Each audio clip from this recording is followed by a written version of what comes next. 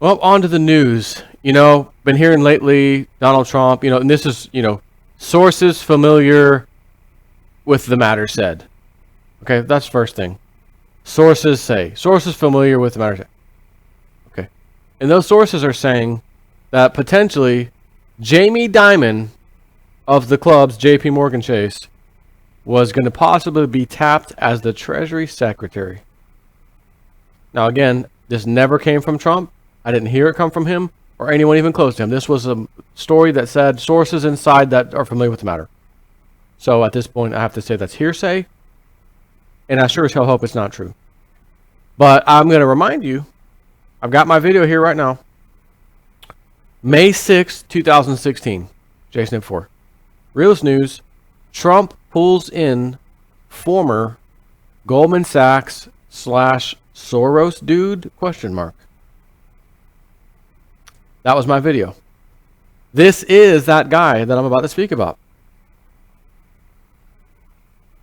Zero Hedge is covering this, but it's the same guy. Same guy we talked about, or I talked about back in May. Former Goldman Sachs banker Steven Mnuchin recommended for Trump Treasury Secretary. You can see the club now. Let's put all of our guys, right? If we have all of our advisors advising the king's just going to be the pen man. Sign here, king. Sign over here, king. Your expert group of advisors have advised you that such and such, right?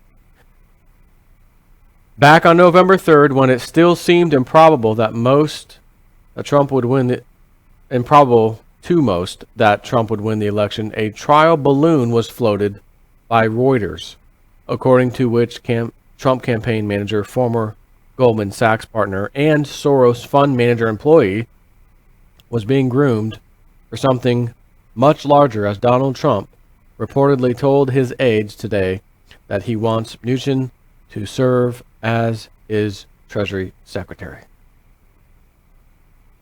Fast forward to today, when Trump is now president-elect, and when Bloomberg reported moments ago that the trial balloon apparently worked without much pushback, and the same Steven Mnuchin has been recommended by Donald Trump's transition team for Treasury Secretary.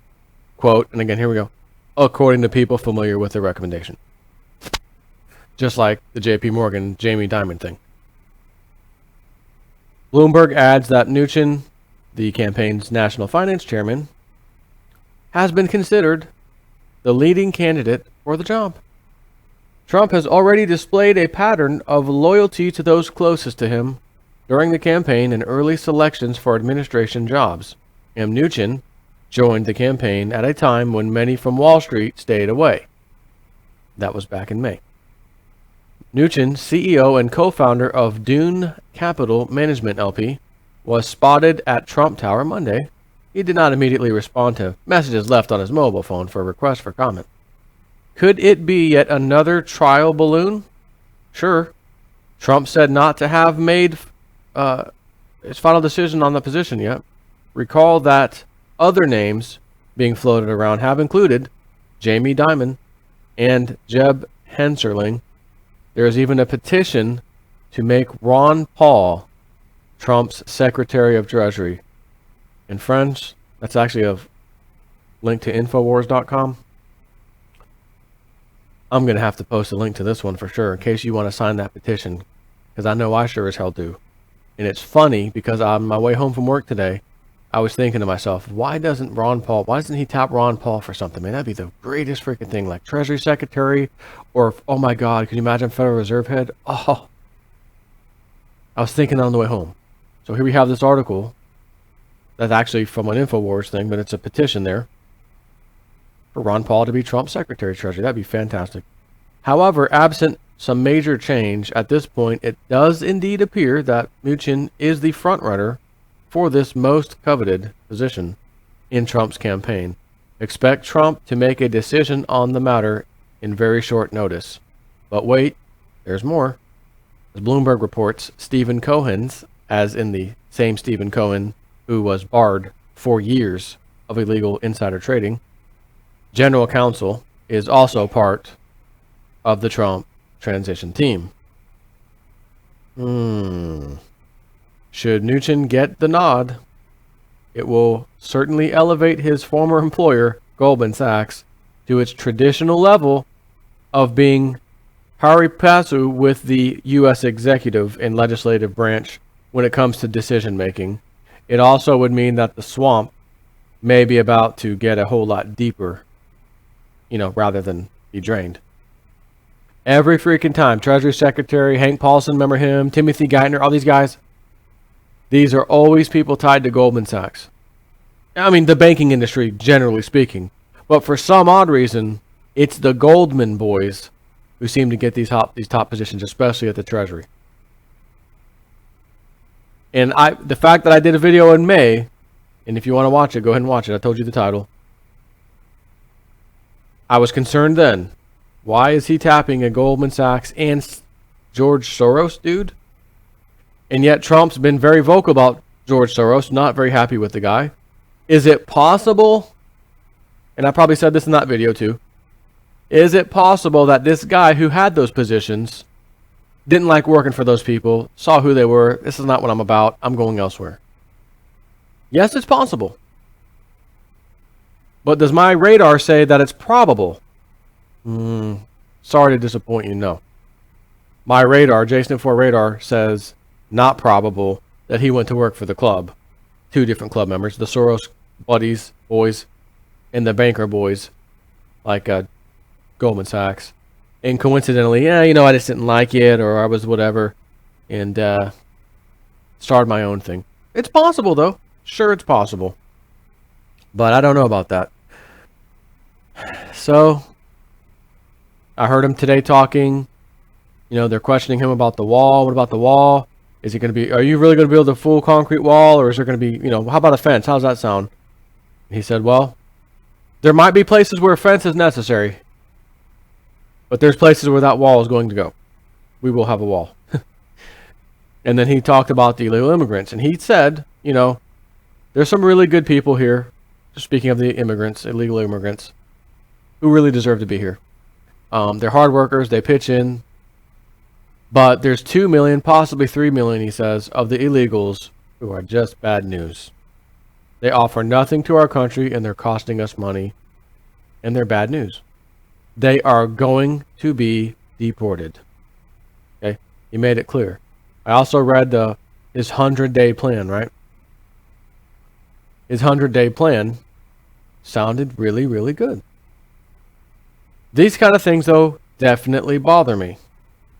Anybody that has a resume of working for the club and or their banks immediately tells me, Houston, we got a problem. And I raised the problem back in May when it was first spotted. It's the same guy, because that was the top of the finance part of his campaign, and now he's being floated as the potential pick for Treasury Secretary. We have to give him a chance, I suppose, and see what he does. I don't know if you've been noticing. Let me go ahead and go over to Silver Doctors real quick. This thing called silver was hit 40 cents, 43 cents earlier today. It was down below 17. It was in the 16s. As of looking at this right now, 7:44 p.m. Monday. It's 17.03. Gold 12.27. And I'm just wondering, because remember, options expiration, end of the month, the club loves to do a number.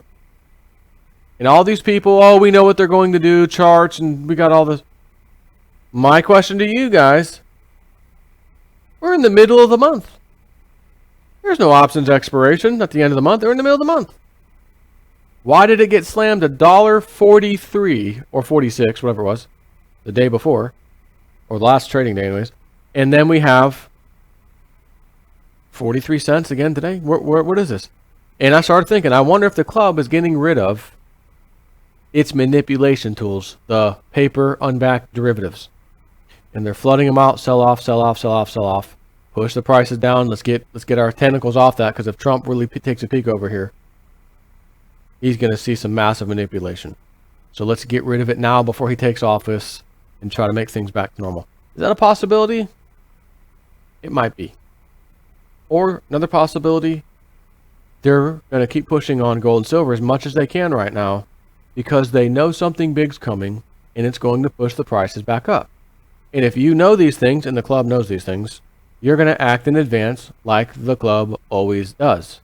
So they may be pushing down because they recognize something's about to happen in the near future that is going to push up gold and silver again.